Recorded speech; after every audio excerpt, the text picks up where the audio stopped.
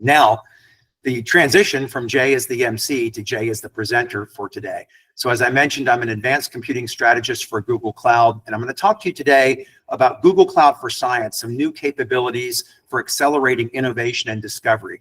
Now, remember, this is public information, so I'm not sharing our very best NDA information with you. I do encourage you to talk to your Google account reps and set up meetings, then we can discuss even more good stuff with you. But I've got lots of good stuff to share here today. A quick preface, because I know we have a mixed audience on these calls all the time. Some of you are HPCers, some of you are AI folks, some of you are large-scale data analytics folks, some of you are in various roles at your companies, and maybe you're still learning HPC or AI or large-scale data analytics. So here are 5 quick reminders on science and HPC for the folks that don't come from that background. Science, of course, is about the pursuit of truth or knowledge, information that we often use to train AI models, which will be on the next slide.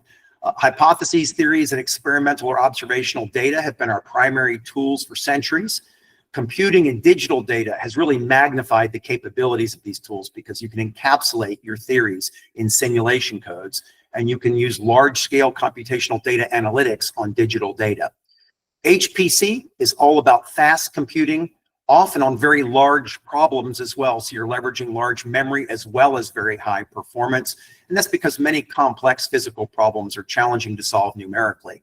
High performance computing is currently clusters of microprocessor-based systems with fast networks and storage, just like you see in Google Cloud and other clouds, as well as on-prem HPC systems. 5 quick AI reminders for the HPC folks on the call. Machine learning and deep learning AI is based on training models on existing information that serves as ground truth. So the more we discover in science, the more of that information can then be incorporated into the training corpus data for training AI models. Predictive AI makes predictions or judgments or classifications on new data using models trained on known data.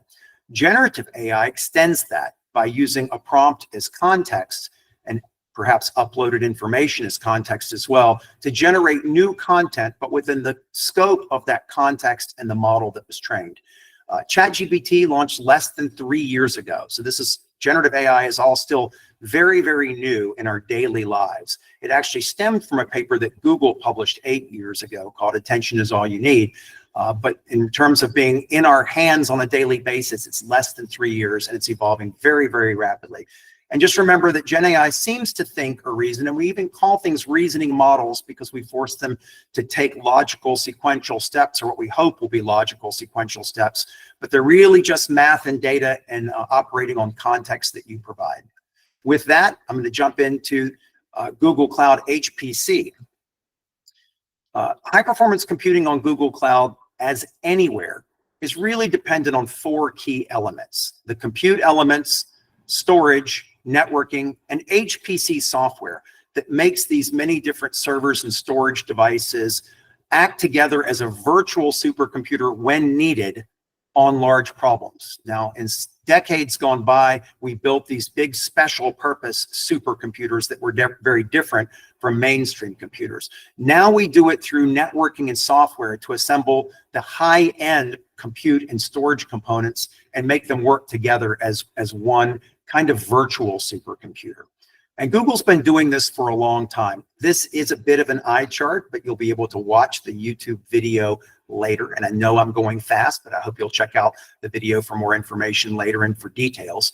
But we've had a long-term investment in HPC, as you can see, dating back, especially starting in 2017. More recently, we've really been ramping up our investments in HPC. And we understand that high-performance computing is really the foundation for a lot of the scientific and technical workloads and applications that people run at Google Cloud, because again, a lot of the easy problems are solved. In science and in engineering, we're often solving very complex physical problems. Physical processes, chemical processes, biological processes, solving the laws of nature on large domains, large numbers of grid points or particles.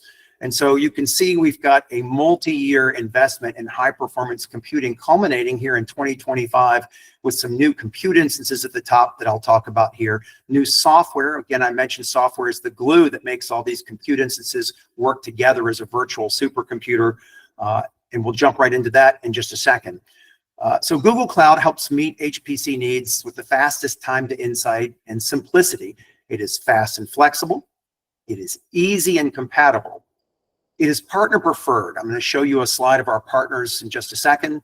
And we try to bring the best of Google into our HPC. And that's especially important in this Cloud for Science effort, because we're going to be leveraging a lot of the AI technologies developed in Google Research and Google DeepMind and through the rest of Google, the company, into this Cloud for Science effort. So as I mentioned, lots of partners supporting Google Cloud. I know this one is a bit of an eye chart, but I wanted to share it so you can see that we're serious about being partner preferred. And these partners play a huge role in making sure that we can provide a great ecosystem for HPC. And this is what our HPC platform looks like. And this is more of a functional view. You can see users at the top have access to command line interfaces and remote workstations and workbenches and notebooks. But you can see the different layers here for HPC and batch, for developing and deploying, for infrastructure, and for administering this. So your own site that has a Google landing zone can begin administering that very effectively and easily through these interfaces to provide your users with exactly what they need in an optimal way. A lot of customers, of course, are reacting very favorably to all of these recent developments and long-term investments in Google Cloud HPC. So you can see a lot of scientific and technical customers on this slide. This is nowhere near a complete slide, but I wanted to give you a feel for the fact that so many scientific and technical customers are using Google Cloud already for productivity, for innovation, and for scientific discovery. So now let's talk a little about this Google Cloud for Science effort. On April 9th, we announced that we wanted to build the most comprehensive, capable, and accessible platform for scientific and technical computing to drive productivity, innovation, and discovery. So we announced this during our annual Google Cloud Next conference. This mission statement really sums up what we are, and you can think about science here either in terms of scientific discovery or really, as we do, much more broadly, all of the engineering disciplines and technical disciplines, financial services, healthcare and life sciences, energy sector, manufacturing, that are using scientific and technical computing to drive productivity and innovation, just as the research labs and universities are using scientific and technical computing to drive discovery. So in this Google Cloud for Science, many of you are probably familiar with stacked architecture diagrams like this. This is a very high level one with our supercomputing class infrastructure at the bottom. And I'm going to talk about why it is supercomputing class infrastructure in about a slide or two. But that forms the foundation for this. And then we have a tremendous set of optimized tools and libraries. The ones in orange here are AI tools developed by Google. But we also have many developed by partners and other traditional tools in that software stack. And then we have a large applications layer that now also includes AI applications, as I'll talk about shortly, that were developed by Google DeepMind and Google Research and are being transitioned into Google Cloud. The partner ecosystem permeates all of these layers. And then the Google Cloud Advanced Computing community and our larger customer community surround all of that, and they're the ones that benefit from all of the integrative work done in this effort.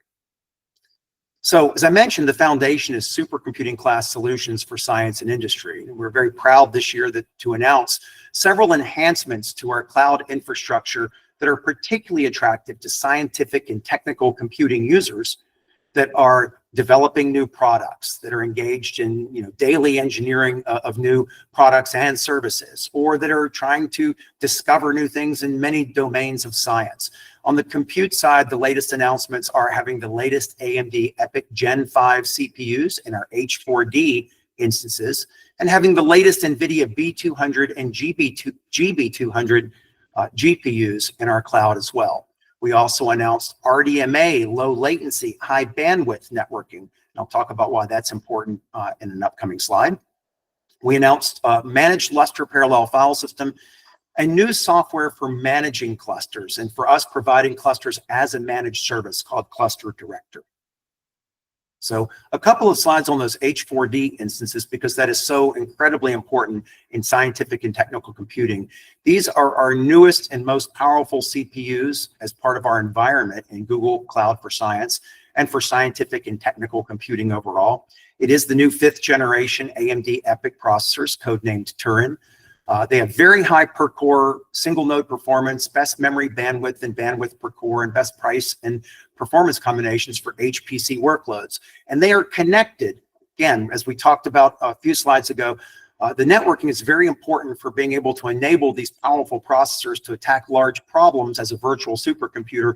We have enabled this low latency network that is highly optimized. It's called Cloud RDMA enabled. It is ideal for MPI applications. That's these tightly coupled scientific applications that use MPI calls to communicate data when necessary between the virtual machine nodes so that you can actually calculate correct answers for a very large problem distributed over a lot of VMs. We also implemented a dynamic workload scheduler. I'm not going to get too much into it in this presentation. It's the topic of a future Google Cloud Advanced Computing Community presentation, but it does enable us to offer these clusters as a managed service, and it also provides some cost advantages for scheduling your workloads through it. This slide shows you some performance improvements over our generations of AMD-based VMs. So you can see our C2D, C3D, and H4D nodes on here. The dark blue represents the VM performance and the light blue represents the single core performance. So you can see tremendous growth in these 3 generations of VMs. So we think our scientific and technical computing users are going to be very pleased with the new performance capabilities of these H4D instances. And in fact, here is a table of many scientific and technical applications. And you can see the performance starting with a normalized 1 for the C2D instances. You can see how much more performance these H4D instances give you for a wide range of scientific and technical computing codes, from something over 2 to as much as 5x performance increases on these applications. I should also make sure to remind everybody we provide access to NVIDIA's latest GPUs as well, including B200s and GB200 nodes. Now, this is important because while the A3 Ultra based on H200 is a tremendous node for scientific computing, and in fact has the best FP64, the best 64-bit performance for simulation applications that need 64-bit.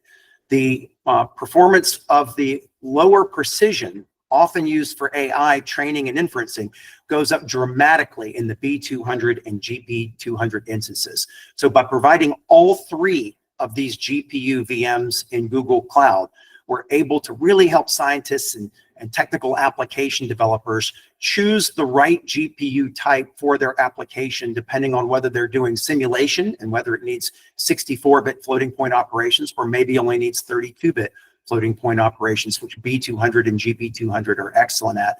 Or maybe it's more for training workloads with bfloat 16 and even lower precision for inferencing. So really proud that we offer all 3 of these instances in there. And that means we have a tremendous amount of compute capabilities for a wide range of scientific and technical applications. Now let's talk about AI for HPC and science in Google Cloud. I went through the previous material very quickly. We're going to cover a lot of that in more detail in the October 14th workshop and in upcoming online sessions. But I wanted to save time to talk to you about the importance of AI in HPC and science, because this is an area in which Google has world-class expertise, and the Google DeepMind and Google research teams are doing tremendous research work that, through the incredible talent in the Google Cloud AI teams, it's making its way into Google Cloud. I'm going to talk about a variety of technologies here that help scientists and technical application developers in different ways. Well, artificial intelligence, HPC, and science, it really started with AI as an HPC workload. There's a lot in the news these days about AI data centers, but really this is AI as a workload on HPC data centers that have been optimized for that AI workload by having lots of GPUs that are tremendously effective AI training accelerators in all of the nodes. So AI has been an HPC workload for a while, but AI in the workflow, accelerating design space and exploration and optimization. This has been a growing trend over the last several years, and it's leading to AI in the HPC workload. And I'm going to talk to you briefly about a few groundbreaking scientific applications in which AI is part of the HPC workload. I'm also going to talk to you about AI for human productivity, including scientist productivity. We all hear about how we should be using these powerful AI tools daily in our lives, and I do, and I hope most of you do. But scientists can use these tools in some specific ways to increase their scientific productivity. So these tools are not just for consumers and enterprise users. They have tremendous value for scientific productivity as well. And of course, where we're trying to get to is AI driving discovery and innovation. Is that possible? Can we get to a point in which these AI systems aren't just specific tasks and applications and tools, but become systems that actually make discoveries and feed the information from those discoveries back into new hypothesis generation and end up helping us create a virtuous cycle of discovery? Well, I'll say that the mission of Google DeepMind is 1, solve AGI, artificial general intelligence, and 2, use that to solve everything else. So I assure you, Google is very much striving for the upper right corner of this diagram, but I'm going to tell you about some of the steps that are available today for you as scientists and technical application developers. So first of all, can AI itself make new discoveries at the application level? And by now, I hope all of you have heard of AlphaFold 3. It was instrumental in the 2024 Nobel Prize in Chemistry. It is a tremendous AI-powered application for predicting the structure and function of biomolecules. It's a remarkably successful application demonstrating that AI can, in fact, contribute in areas that were formerly the domain of simulation-based applications. Now, there are some pros and cons of using AI in place of simulation, but some of those pros include much higher performance once the model is trained, and thus being able to analyze a tremendous parameter space much more quickly. And in fact, AlphaFold 3 has effectively predicted to within a high degree of accuracy all interesting proteins and biomolecular structures. And that was one of the great achievements of the DeepMind team. That has moved into Google Cloud as a solution that all of you that are in academic or research institutions can use right now for free to do biomolecule structure prediction. WeatherNext, another great example. Weather has always been challenging for simulations to get long-range accuracy. Simulation-based science has been the backbone of weather prediction for decades, but it requires a tremendous amount of compute power, and because it depends on nonlinear dynamics, the accuracy of your predictions will decline over time, and it's very difficult to get accurate predictions more than 2 weeks out. You have to use a tremendous amount of compute power in what's called ensemble techniques. But the Google research and DeepMind teams have shown that WeatherNext can be trained on historical data, and it can produce rapid forecasts that are as accurate or even more accurate than simulation-based forecasts over long periods of time. And it's because it's been trained on actual weather data. And so the laws of physics are being solved, but we're using AI to simulate the forecast as opposed to simulation-based physics. So think of it as physics inspired. There are other applications that may come to market in Google Cloud in the future, such as AlphaGenome and AlphaEvolve. We're evaluating those applications and some others from the Google DeepMind and Google research teams in-house now to see if they would make good products on Google Cloud. There are blog posts about them so that you can read about them. They're not solutions yet, but we'd love your feedback on that. So how can AI make new discoveries? I kind of talked about it on the last slide, but it's very good for analyzing vast search spaces.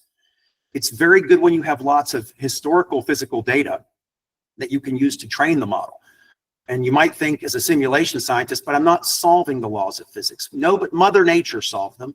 And you're using the results of Mother Nature's highly accurate, in fact, actual results to train these models. And that makes it physics informed. And that makes it, gives it the tremendous potential for being accurate in a scientifically accurate way when simulation physics is challenging or computationally expensive. So simulation will always be important, and that's why we have H4D and RDMA and H100 instances. We can do very powerful simulation-based science in Google Cloud, but we are also now bringing AI applications to bear for the kinds of scientific problems that make sense for them.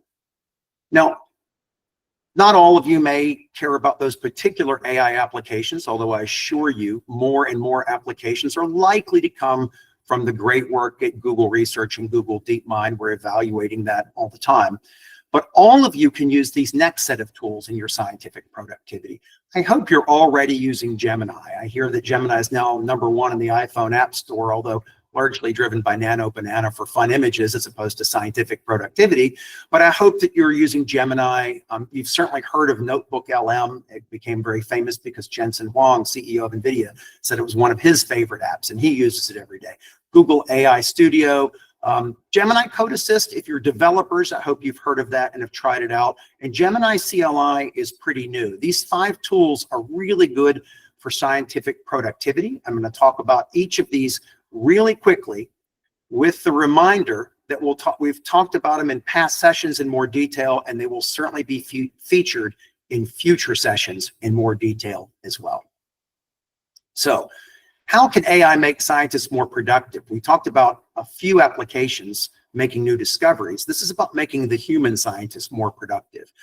So Gemini, and in its web interface form, Gemini Canvas, becomes an interactive co-creation. It's really good for general tasks. NotebookLM is very good for deep analysis of your existing documents. And we'll talk about the important distinction there coming up. AI Studio is for building and testing custom AI-powered workflows. Gemini Code Assist is for helping develop applications faster. And Gemini CLI is for managing code, files, data, workflows, and getting to results faster. It's remarkably good in Google Cloud, for example, for using Cluster Toolkit and building up solutions that you need. It's very good at code development itself, but also arranging your code and data and files and workflows. So a couple of quick notes on Gemini Pro, because I assume that you're all familiar with it. It's a conversational expert in everything. So broad knowledge, creative generation, and multimodal. Those would be the 3 key points I would emphasize if you're not already familiar with it. And the real question is, how should a scientist use it? So the way we recommend is, as a brilliant colleague who's read most of the internet, every scientist wished they could read every publication. It's just not possible. It's not possible to read all the abstracts of every publication. It's a wonderful thing that knowledge is growing exponentially. Time passes for us linearly, and we all have lots of constraints on it. So using it as the brilliant colleague who's read everything, it's a great learning tool, a great testing your own knowledge kind of tool. For initial brainstorming, and also, of course, for non-scientific content, like write that friendly follow-up email to a collaborator, because so much of science is driven by collaboration. Then you can use it in Canvas, in the web-based interface, for co-creation and iterative refinement. And keep in mind that it's context-aware. So I always keep various context windows open for different scientific and technical tasks, because each window, Google provides the largest context window of all of the models out there, and it retains all of that context, and it improves the accuracy, it reduces hallucinations, and it improves the quality of answers if you keep that window and keep that context and keep building on that. So it really is kind of a collaborative AI workbench, and I encourage you to try out Canvas and all of its features. Don't just type prompts into that window. Explore the options on the Canvas page when you open it in a web browser, and you'll find it's a really good iterative tool for scientific and technical tasks. You can use it for manuscript and grant writing. You can use it for coding and development. And you can use it for structured brainstorming, like creating outlines, planning experiments, and organizing complex thoughts into a structured document. So as I shifted from using Gemini just for single prompts and single responses to maintaining context and then using some of the features of Canvas, I really began to see more and more power and capability in it, and I hope that you'll explore that as well. NotebookLM is more like your private research assistant. And this is very important for scientific and technical computing. We all have heard of hallucinations, and we know that generative AI has the possibility of having a hallucination because of the way it works. Sam Altman, CEO of OpenAI, recently admitted that it's not a design feature, but it is an absolute unavoidable possibility because of the way current generative AI methods work. Now, we at Google have done a tremendous amount to augment AI with search and other things, but we encourage everybody to, of course, understand prompt engineering, use really good prompts. And then with NotebookLM, we've made it possible for you to upload your own documents. And on these documents, NotebookLM becomes the expert in these documents. It's not trying to be the expert on the entire World Wide Web, but you're uploading ground truth information to it. So it becomes excellent at summarizing and synthesizing and analyzing these ground truth sources that you upload into it. And that's particularly important to scientists and engineers, that it's source grounded. It's also important because it'll provide citations back to the document and place in the document so that you know where the answers came from in that corpus of trusted documents you gave it. And all of this reduces hallucinations. So NotebookLM is appreciated by many, but I would argue underappreciated by most. Scientists and technical application developers should greatly appreciate the accuracy you can get when you use NotebookLM. And so how should a scientist use it? Literature analysis is a great way. If you know that there's 20 or 30 or 50 seminal papers in a research problem you want to attack, you can upload those to find themes, compare methodologies, and identify contradictions even, because science does have competing schools of thought. If you're going to attack a new research problem, you should be aware of what the majority opinion is of scientists and published works in that area, but also if there are some counter opinions to that as well. Analyzing your own data. You can upload your lab notebooks, experimental protocols, and raw data outputs and ask specific questions. So NotebookLM is really good at querying your own data. And you can also learn it to learn new areas that you might want to go and research. It's a very good teacher. And in this regard, I find it exceptional because there's not a lot of bad information in science and technology. It's not politics, it's not culture, it's not some of the things where we all see the information on the web and, you know, there's bias and viewpoints and whatnot. For scientific and technical information, it's largely very objective and very well structured. And this means that LLMs are very good at teaching, and NotebookLM is in particularly good at creating study guides. We also have something called AI Studio. This is the scientist test lab. I'm not going to go into this one too much because we are going to talk about it in future lab exercises in the Google Cloud Advanced Computing community. But I want you to know that you can all access AI Studio. It is a good test lab, and this is where you can do precise prompt engineering. You can do parameter tuning, like tune the temperature of the AI model to increase the creativity of the answer or reduce the creativity, but also reduce the possibility of hallucinations. Can't eliminate it, but you can reduce it. You can also do structured output in AI Studio. And you can do a get code button. Once your prompt is perfected, it instantly generates Python or other code needed. So it's really a powerful tool that is definitely underappreciated by scientists so far, but we hope in the Google Cloud for Science effort to really get the word out about AI Studio as a powerful companion. Now, you are working on prompts and code that you can then use with Gemini and NotebookLM and some other tools coming up. But as a scientist, you might use it to automate repetitive tasks. You might use it for data extraction. You might use it to build custom tools. So this is just 3 ways that I thought of that as scientists and as technical application developers, you might use it. Now, I do want to point out that these AI tools work better together. I just showed you several tools all based on Gemini technology, but structured to do different things, other code around them to make them, to extend their capabilities and focus their capabilities. So you might use this Google Scholar, and that's the historical Google Scholar that hopefully all of you have used before, to find key papers, and then use these AI tools, NotebookLM to understand the key findings, Gemini Canvas to brainstorm a new hypothesis based on those gaps in the findings and generate a Python code to model it, and then automate this. If the analysis needs to be done repeatedly, perfect the workflow in AI Studio. So that's a real simple way that 3 of our freely available tools can make all of you more productive in the research that you're doing and planning that research. Now I'm going to talk about 2 more here, Gemini Code Assist and Gemini CLI. If you're a hands-on keyboard person, you'll love these two. If you're not, I still encourage you to play with them and try them out, because it might reinvigorate your love of coding again in the command line interface. So Gemini Code Assist is an AI pair programmer that sits inside your IDE, and it's tremendous at helping you write new code. There's a tremendous amount of open source code in textbooks, code in files, code in GitHub, code everywhere that has been used to train this and optimize Gemini Code Assist for being a coding assistant. So its superpower is probably full file context.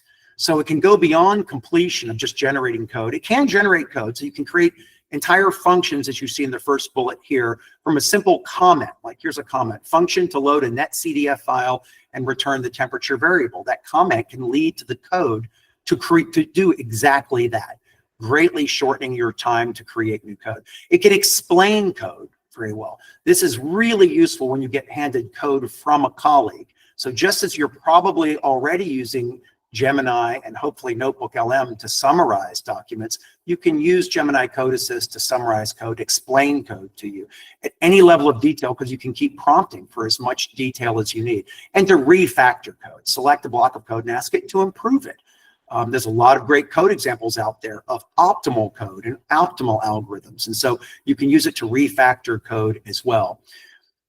This video will be online, and I encourage you to watch it later, or you can take a quick screenshot here. This is a free site you can go to that Google provides, colab.sandbox.google.com, and you can simply generate this Python code here by typing in, create a Python code that prompts the user for a number of random integers from 1 to 10, and then plots the results in a histogram. So that colab.sandbox.google.com has access to Gemini Code Assist, of course, and it will do that. And I've done this in labs in person, and every person in the room was able to generate this using Code Assist in a matter of seconds. And the final one of these initial 5 productivity tools I'll mention is Gemini CLI. Now, we had a great presentation on this from the inventor of Gemini CLI just a few sessions ago. So I'm just going to say here that it is a CLI for AI in your terminal. You can download it to your local system, and it has access, just like your terminal app on a Mac, or your Windows PowerShell on a Windows box, or your shell on a Linux box. It has access to everything that's local when you download it, plus it has access to Gemini. So you can do things like cat myscript.py into Gemini summarize, and that will tell you what that script does. There's a lot of powerful things you can do. Tyler showed a lot of them, so I'm not going to go through all of this right now, but I really encourage you to download Gemini CLI. Watch the previous video where Taylor showed everything that it can do, and know that it can be integrated into your own IDE, into VS Code or JetBrains or whatever your IDE is. It can generate code, refactor code, and yes, you can create code with MPI and OpenMP, because there's lots of HPC code out there in the world. So when you want to generate HPC code to run it on Google Cloud, this is a great way to get started quickly. And of course, you can use these together as well. You can use CLI to find specific data processing script on a remote server, CLI to get a quick summary of what the script does. You can open the script in VS Code with Code Assist and use Code Assist to add new features, generate documentation, write a unit test, etc. And the end result is you're coding kind of at the speed of thought, as opposed to the speed of typing syntax and making sure that you've got brackets closed and semicolons and such. And this can make you much faster and allow you to think code out rather than have to type all of it. It's not always perfect, but it's actually increasingly good at, when something compiles and gets an error, at seeing the error message and knowing what change needs to be made. So it's even helpful in the debugging process if the code doesn't come out perfect the first time. Now, the last major thing I'm going to talk about is agentic AI. So what is an agent? The definition of an agent is a system that can perceive its environment, make decisions, and take actions to achieve a goal. So an LLM versus an agent, the LLM responds. All of you on this call have used LLMs. An agent acts. It can use tool, run code, browse the web, etc. So the agentic loop is plan, act, and observe. You analyze the result and update the plan in the observe loop. So Google, of course, has world-class AI expertise, and we are building these agentic AI systems, and I'm going to show you two real quick. This is about the evolution of agents. Many of you are probably now at the LLM plus prompt phase. Some of you have probably used retrieval augmented generation, so LLM plus retrieval. I hope some of you have tried using LLM plus retrieval plus actions, but taking that a step further, you then add tools into this and a reasoning loop, and you can get to these multi-agent systems, two of which I'm about to show you. One is called deep research, and this exists in Google's agent space. So if you go to our website in agent space, you can see that deep research is one of the tools that's available in there. Deep research explores complex topics by synthesizing information from both internal stuff, so you can, and your information is safe. It's an enterprise-grade privacy and security, so you can upload your own local information to it safely. It doesn't get used to retrain any models, as well as leveraging the internet at large, and it can generate very detailed reports. You might ask, how is this different from Gemini or NotebookLM? This is a multi-agent system. We will talk about it in more detail in a future session, but it goes much farther beyond in terms of what it finds, how it compares, how it generates a detailed final technical report. And then, probably in my opinion, the coolest AI tool that I've ever used is Idea Generation Agent. So Idea Generation Agent has not just impressed me, it's impressed a lot of the scientists and technical application developers we've demoed it to. With your prompt, you can prompt for a set of new ideas, of hypotheses to explore, and it will generate a set using multiple agents. It will compete those ideas against each other using other agents. It will tweak and refactor those ideas, and ultimately it will give you a list of several tens of great ideas on the topic you gave it. Now, of course, the prompt is really important. If it's a science topic, you want to make sure and prompt it very clearly about the kinds of scientific research you're doing and the kinds of problems that you want to maybe explore some new hypotheses in for some new research grants, some new proposals. If you're an engineer, you might say, this is the current state of the art in engineering in my field. I'd like to explore some new possibilities to see if I can improve what we're doing in engineering in this field, and so on. And it takes a while to run. It's a multi-agent system. It could take 10, 20, 30 minutes or more to run, but it then gives you back a ranked list of novel ideas, assuming you specify novel as one of your criteria. And in science and technology applications, I'm sure most of you will. It will give you back a ranked set of new ideas. Now, it's still on you to evaluate those ideas for whether your team has the expertise and resources and interests to execute them. But this can greatly expand your ideation capability. All of us are creative humans, and in science and in engineering, we think of creative solutions all the time. But this will generate 50, 75, 100 ideas. And no one person is likely to have thought of those because, again, it has the advantage of scouring the entire internet of what has been done and what has been proposed as possible future work, what has been named as challenges and open problems and such. So whereas we think of AI as giving us answers within the scope of all extant knowledge, this can help us formulate ideas to create new knowledge. So I'll run through a real quick example of using all these together. I see that I'm a few minutes over, so I'm not going to go into this in great details, but I'll do the highlights of this AI-powered scientific research workflow and how we hope you'll use Google AI tools and hopefully conduct research in Google Cloud environment on our supercomputing class compute and storage systems. So you can start phase one is generally a broad exploration and literature review. You can do your initial brainstorming in Canvas with Gemini Pro, and then you can use agent space deep research to do that comprehensive literature synthesis. Once you have a focused question, you can deploy that deep research agent. The second phase is usually a focused analysis and generating some hypotheses. So this is where you might use NotebookLM for that deep source integration. You take the report from deep research and the top 5 to 10 most relevant papers that it cited, and you upload all of those, and now you use NotebookLM for deep source interrogation. And again, remember, it becomes an expert in what you upload to it. So this greatly increases accuracy and reduces potential for hallucination. And then you can use targeted idea generation and agent space idea generation, because now you've done this deep source interrogation. Now you've identified a specific gap. Use the idea generation agent to propose some novel solutions that you're then going to evaluate with your team and collaborators. Then you get into the experimentation and development phase, and this is where you use code assist and CLI. Now is where you create the code, where you are gathering scripts and data and files. You're developing your workflow. Phase 4 is analysis interpretation. And again, here, you might use Gemini Code Assist or even Gemini CLI to assist in analyzing the resulting data. And you can connect those results to theory using NotebookLM again to interrogate your output data.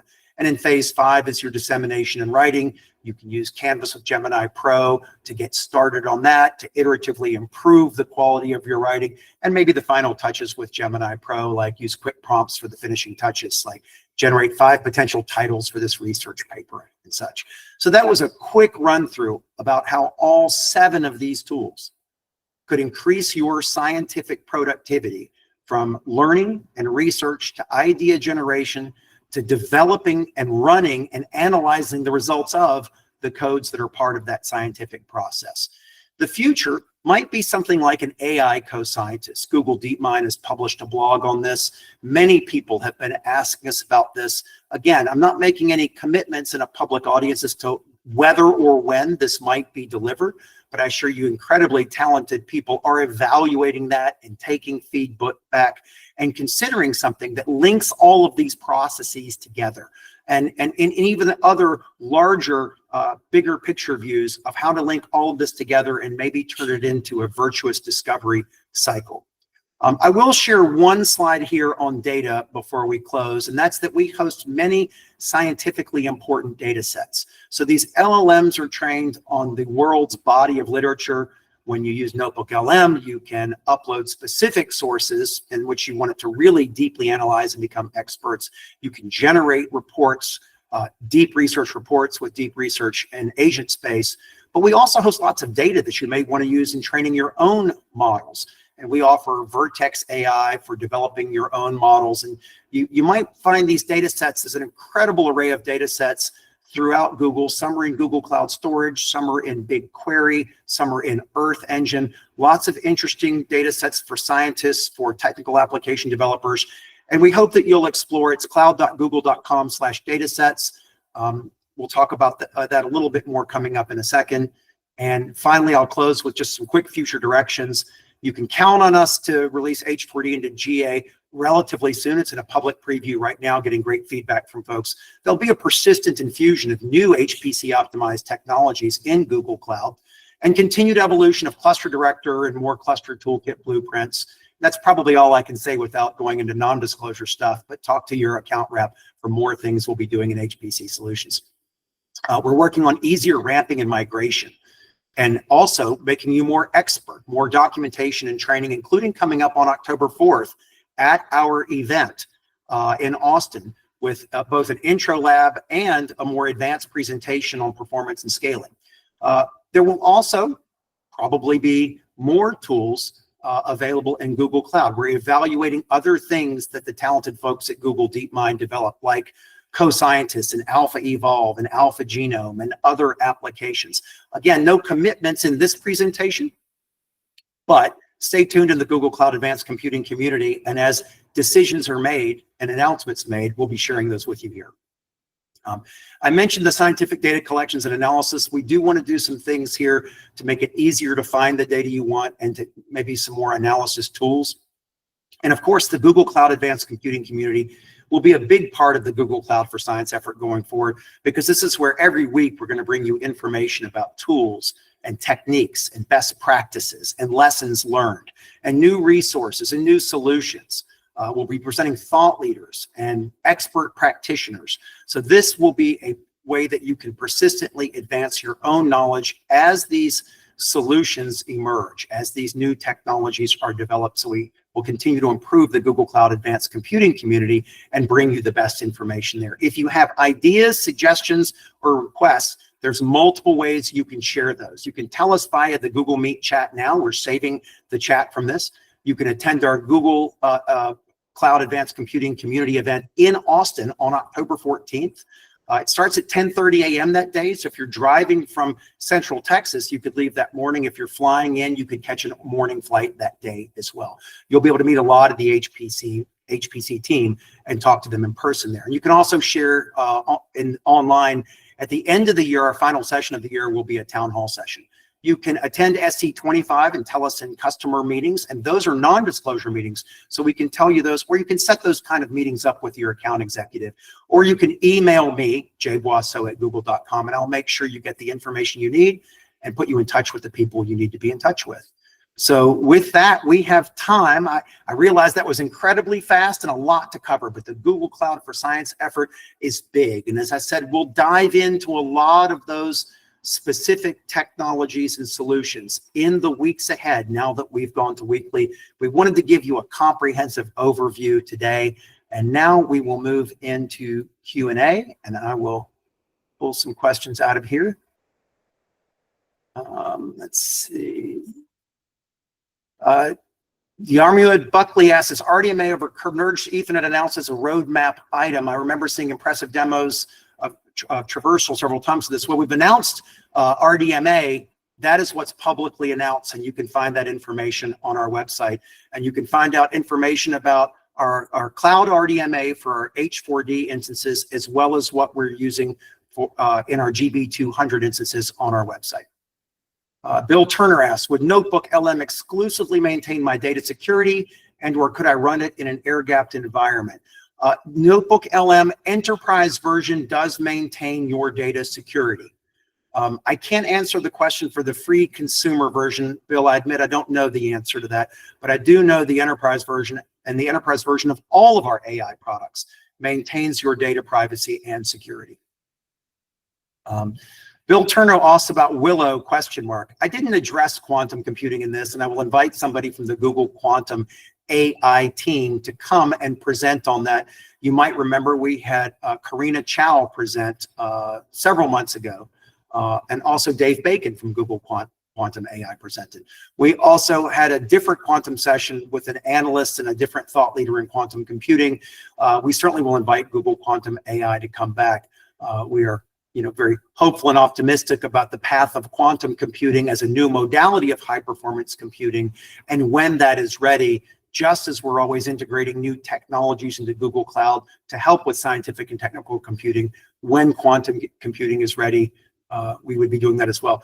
Bill, the chances are it won't be called Willow. You've probably seen their roadmap, and they use different tree names like Willow and Sycamore and whatnot. I have no idea what the tree name for that particular chip will be when it's ready for that. That is some time out still.